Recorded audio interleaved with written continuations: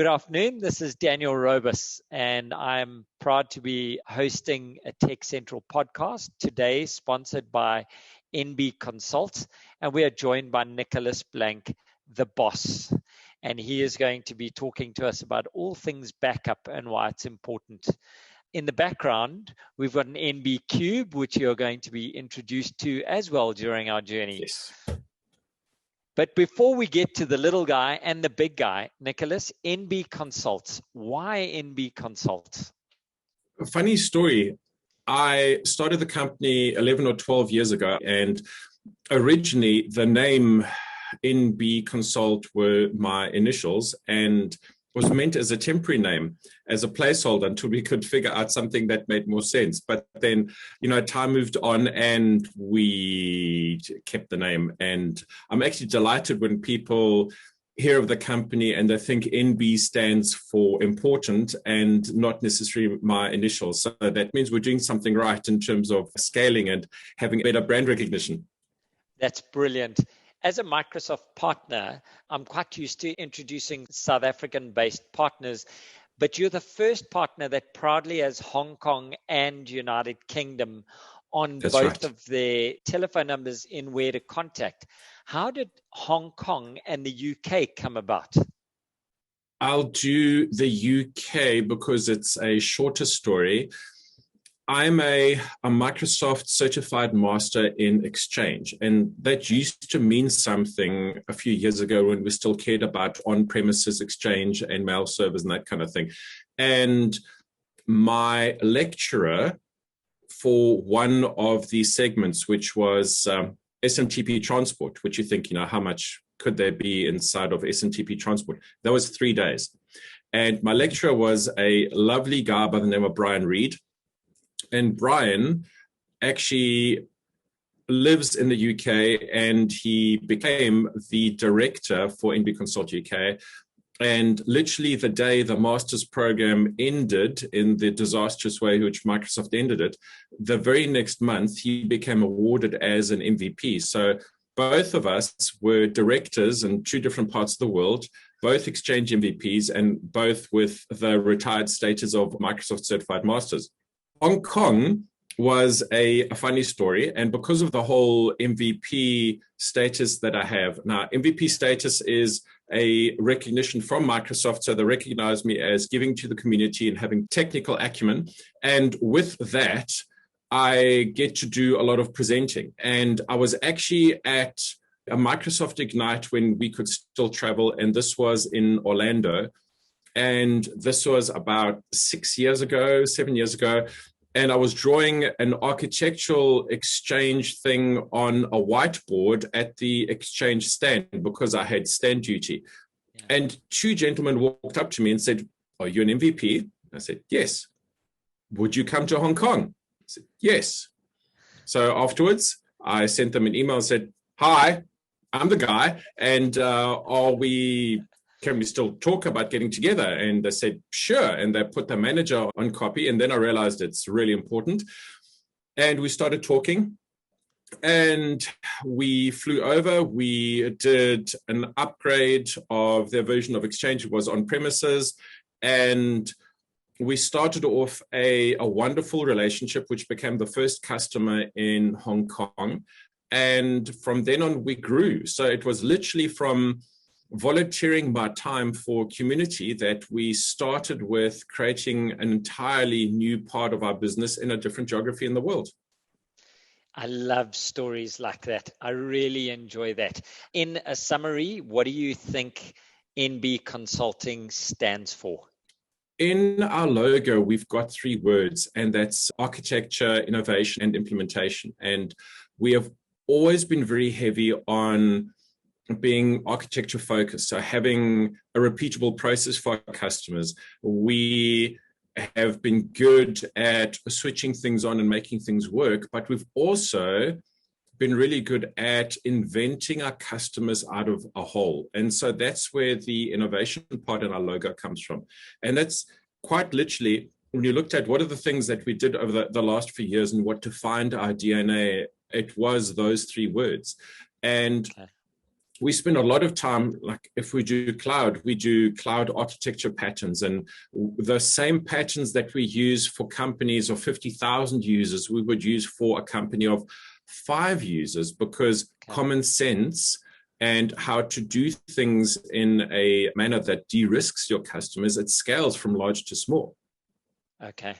Today's discussion is really about how do we give enterprise scale backup to small companies. Do you want to introduce our NBCube now? I'd be delighted to. Go ahead. So NBCube came about because we are an SMB. So we've only got 30-something people, all of our offices and everything else taken into account. So we fit the definition of an SMB. And we've got SMB customers, and even our accountants are SMBs. And we would have conversations with them around, so we're giving you our data, what are you doing about it? And how do you back it up? And they would drag around external hard drives. And I go, what? Yeah, we've got a backup of your data, and we've got this process that we follow, and we copy all of your stuff to a hard drive. And then, but don't worry, we've got another hard drive, and we take one home and we bring one to work.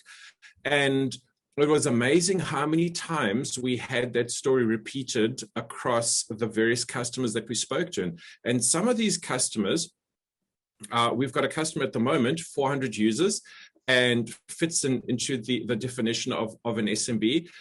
And we asked them, is your backup story? And it's like, well, it's a little bit of this and a little bit of that, and there's no cohesive story.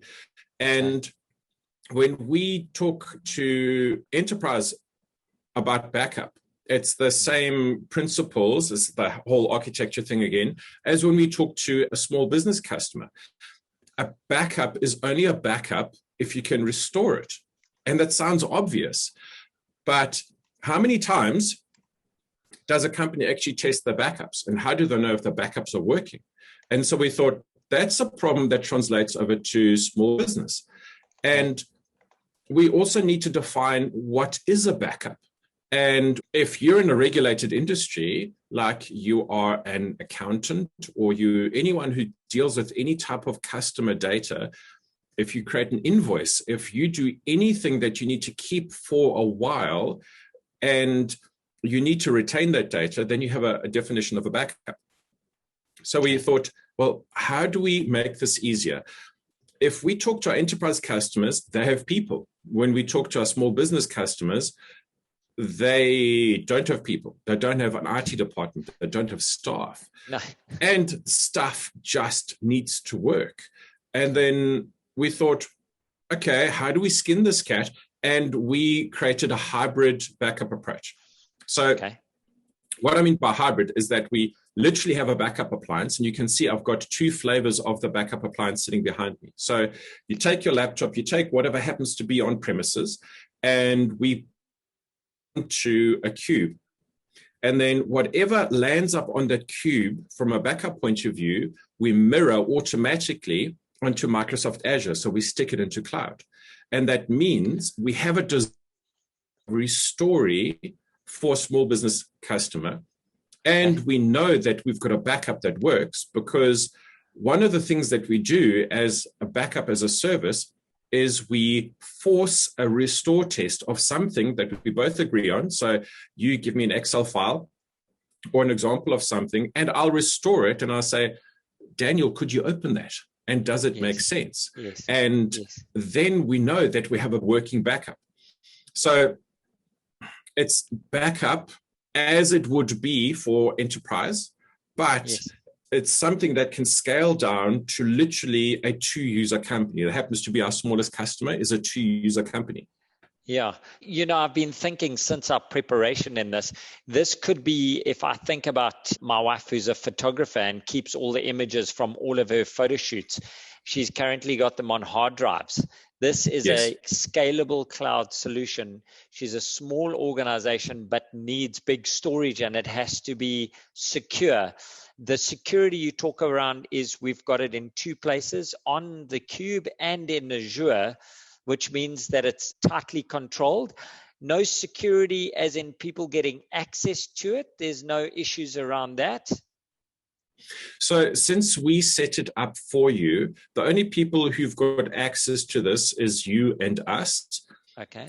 When we copy stuff to the cloud, that's via an encrypted path. So, if someone wants to inspect that over the network, it's encrypted garbage. Then we can also agree on a secret. So a passphrase which encrypts your data so that if someone for some reason were to get access to your data in Azure or on your cube, it would be, again, encrypted garbage. So we've got these checkboxes that we can apply, which, again, is what we would be used to in enterprise, that your data is encrypted at rest. That's amazing. So it's accessible for normal companies as well. It's not only these corporations with thousands of people. And if someone has got 50 users, a couple of folk working from home, call center type estate agents or that, how do you cater for a head office and then these satellite users with this backup? I love that question. Stunning. Oh. So this is why it's a hybrid backup solution. So if we are sitting in a head office type of scenario, then we would use the original cube. So NBCube, and I've got a mock-up of that because it's very difficult to lift.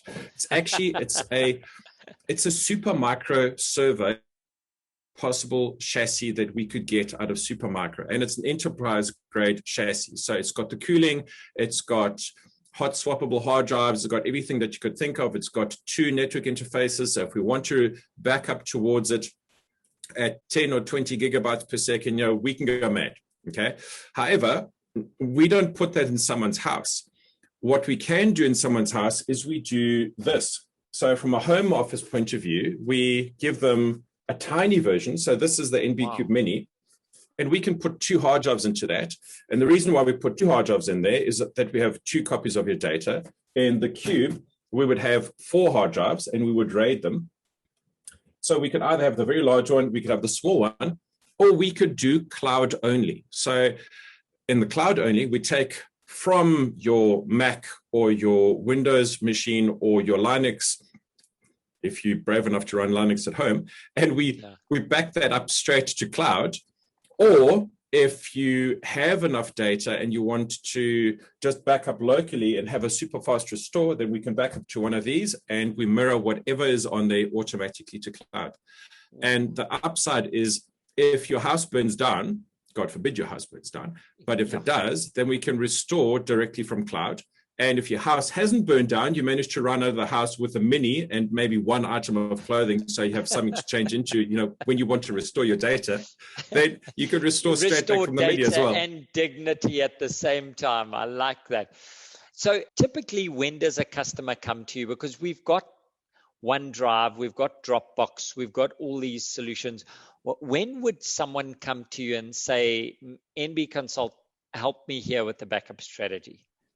I love that you're mentioning Dropbox and OneDrive, because OneDrive and Dropbox are folder sync. They're not backup. Okay. And I have a very practical example for this. Let's pick on your wife's business. Your wife generates an invoice. It's in Excel. And for some reason, she decides to delete it and come audit. This is now beyond 90 days when the retention period is run out. She has to produce that invoice, and she can't. And she can't because she doesn't have a backup. She's got a sync of whatever's on her file system. Yes. And if that fits your definition of backup, congratulations, you have backup. But if it doesn't, then you need a backup that gives you long-term retention. Okay. And you need to, as a business, decide what is your definition of backup. And if you can fit that into Dropbox, if you can fit that into OneDrive, then you've won. Then you don't need anything else. But if you don't, then you have a need for a backup solution. So if I had to summarize what I heard there, is that for our smaller customers, the SMBs out there, perhaps they don't understand the intention of a backup. they understand copies and they understand retention. And the folk who are not in IT, if we're in manufacturing or retail or plumbing or whatever, what is a backup to you? What defines backup for you in today's current environment? A backup, if we get really basic, and we mentioned this before, is something that I can restore.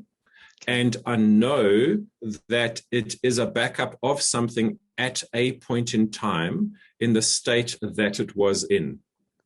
Okay.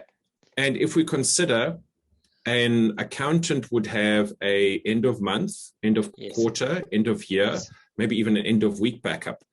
How do you do that in a file system without creating a huge amount of process? And you could say, it's cool, I'm a one-man band, and what I'll do is I'll just create all these zip files, and I'll give them names, and I'll remember stuff, and hopefully it's going to make sense when I look at it 3 years later. Okay.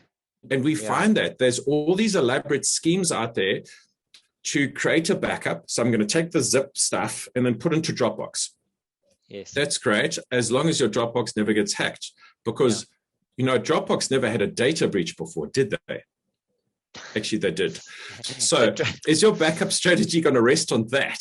So for our listeners who are out there, who are in a wide range of services, they're thinking about business continuity the whole time. We're not just talking about zipping the data. We've got online ERP systems, we've even got billing systems, but it's your customer data that's put in there, the enablement of the business. You're saying we back it up at a regular basis so we can retrieve and carry on business as usual. Do you think that today's world is that exposed, that we are that shaky, that NBCube needs to be considered almost like an insurance policy? How would you educate someone who is going forward and not an IT person about the importance of getting an operational backup solution?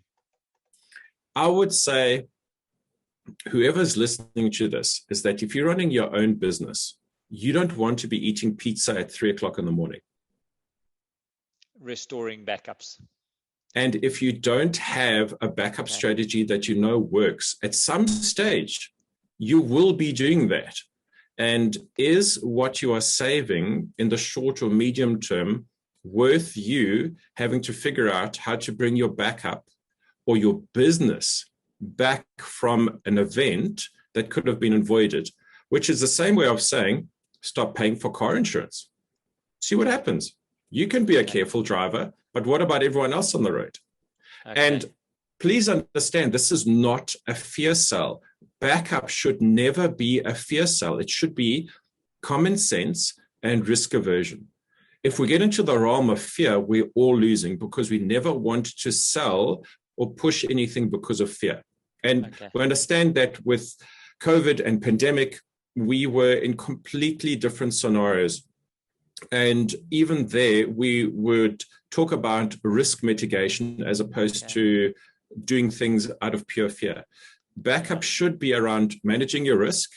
And now with Papier, it's managing your data retention, which is one of the things that the Papier Act actually talks about, is how are you treating your data and what can you prove to an auditor in terms of how you are treating data and retaining data. And backup is part of that.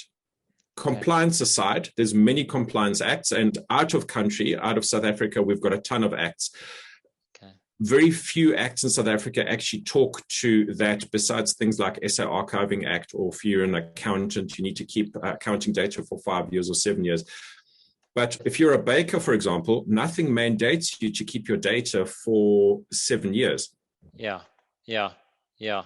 Okay. So what do customers get when they work with NBConsult and look at the NBCube? The first thing they should get is a warm, happy glow. And the reason why I say that is because it's backup as a service. And we will work with you to figure out what needs to be backed up. How many copies of it do you need? Do you need a cube for a fast restore, or if you need extra file service type spaces, you need an extra NAS on your network to store all those photos we spoke about. And then we will switch things on for you. We will help you install the backup agents.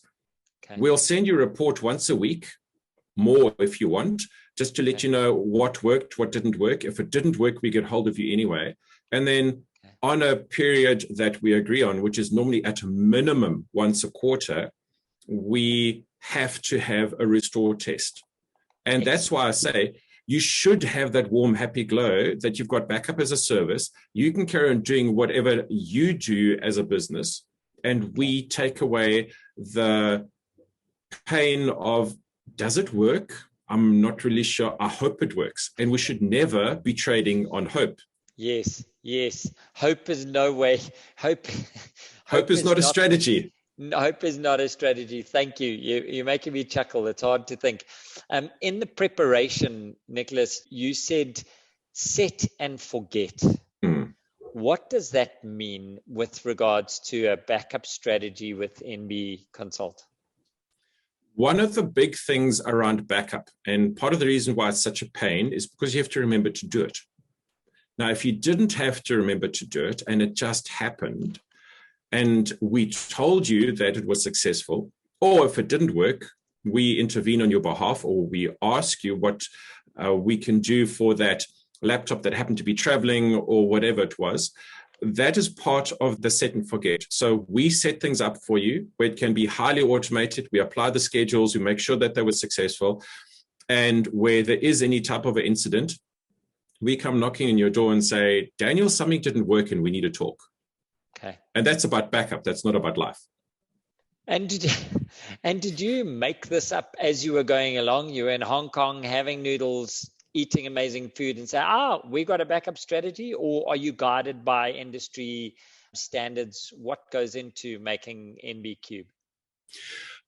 I realized that when we were talking to our SMB customers, we were talking to them in the same breath as we were talking to our enterprise customers. And our enterprise customers, when we do anything, we have kickoff workshops and we do requirements definition and how much of it do you need and what standards do you need. And talking to our small business customers, they would say, whoa, just stop the bus, just make it work. Take my pain away and make sure that it works and give me some kind of a guarantee. And I want to pay you something every month and it just needs to work. And if it's more complicated than that, I'm not interested because I have a business to run. I'm not an IT company. And the driver behind this was, how can we empower an SMB customer to do what they need to do and take away the risk at the same time? Okay, that's awesome. Okay, cool. Which leads into my next question. How do you think you are differentiated from your competitors, both big and small? What do people get apart from cutting wit and a welcoming smile? What do they get when they work with you guys? So I've mentioned some of this before. One of the things we haven't seen is who tells you that your backups are working. I haven't seen that in the market. I haven't seen anyone do a backup managed service or a managed service that does backup that includes things like restore testing.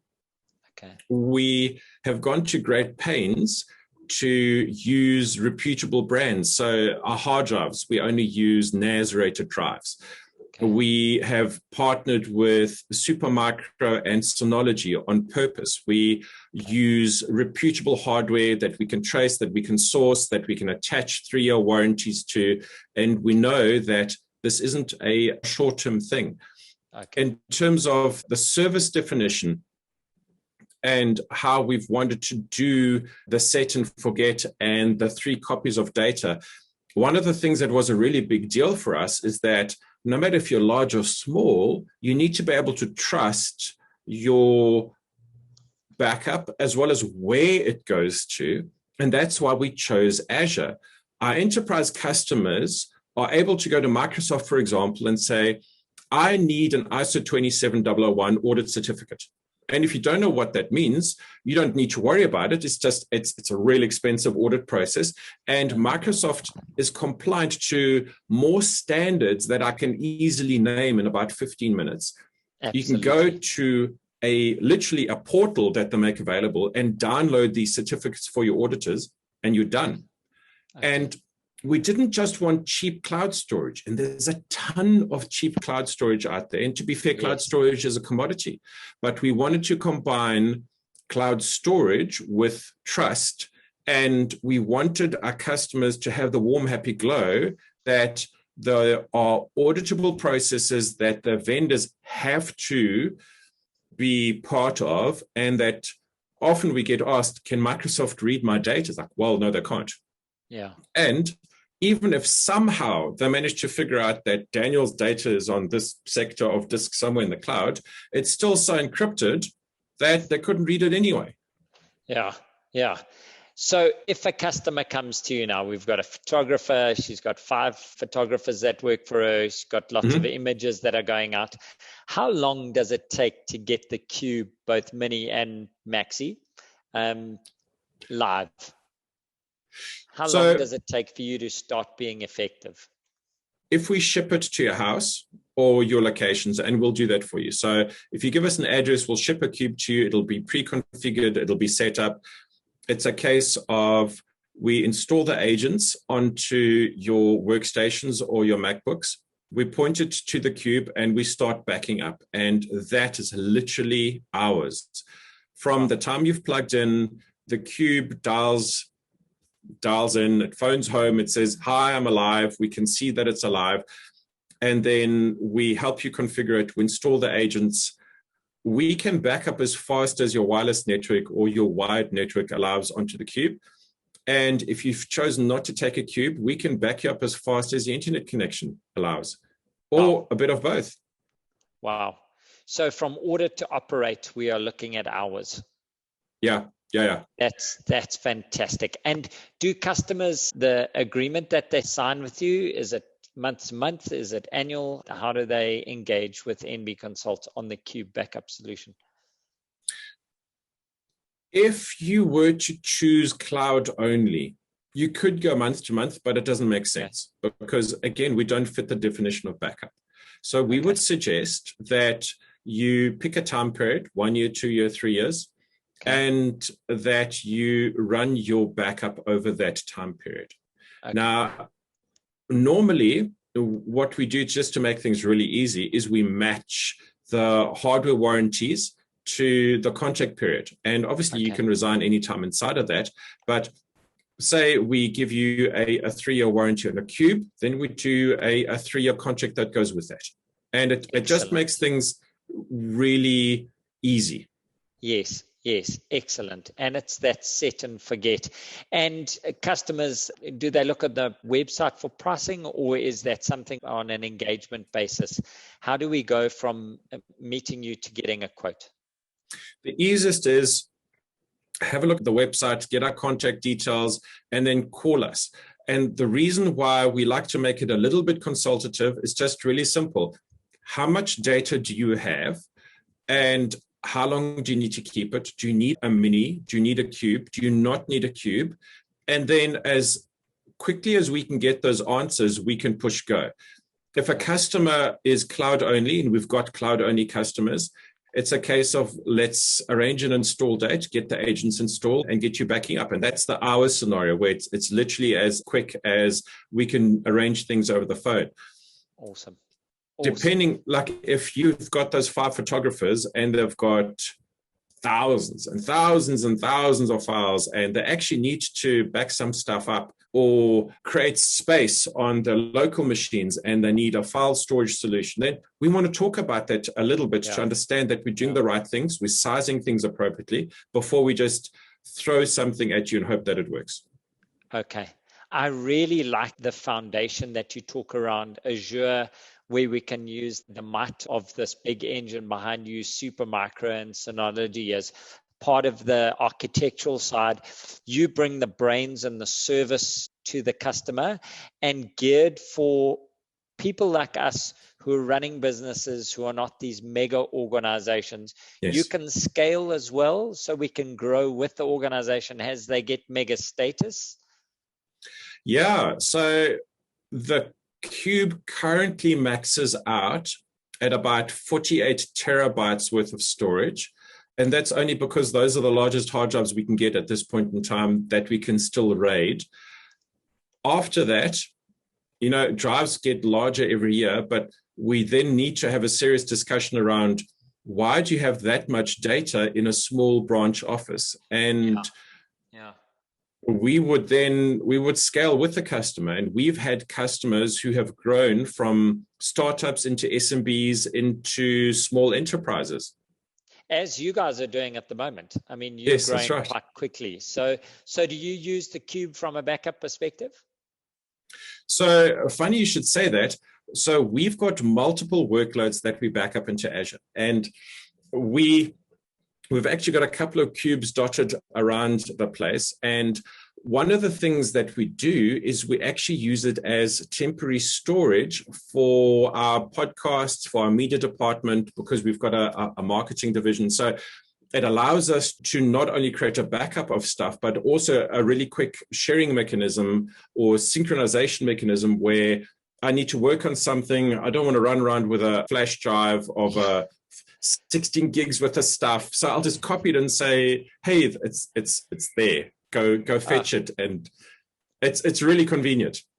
That's a really great idea. I think I have to chat to Priya. We need ourselves a mini cube there as well from a TechCentral perspective. We have covered the ground of why people need to think about backups, why it's important, why it's set and forget. They can roll out, how quickly we can do this. We've seen how you can take customers who are small into bigger customers. I really enjoy that. I want to ask you 3 specific questions as we wrap this up. The first one is, what are you most excited for from a technological advancement in this area of your business, in storage and backup? What do you think is coming in the next 6 months? And then I'll ask you my other 2 afterwards. Okay. The one of the great things in our industry, and that includes storage, is faster, larger, and cheaper. And if I look at the cost of drives 3 years ago and what we could put on them, if I look at the same cost, now I get much larger drives. And that means that we get much faster speeds. Eventually, if we consider the move to SSD is a very mainstream thing, although SSD prices are nowhere near what we can get with spinning disks. So what we get with spinning disks, which is ideal for backup, is very large, very reliable places to stick large amounts of data. And the amount of data that we can get onto the same form factor every year increases. And from a backup point of view, that means I can store more data and becomes cheaper. Awesome. Then my second question, what is your team's focus for the next quarter? What are you working on most? Where are you driving your team towards?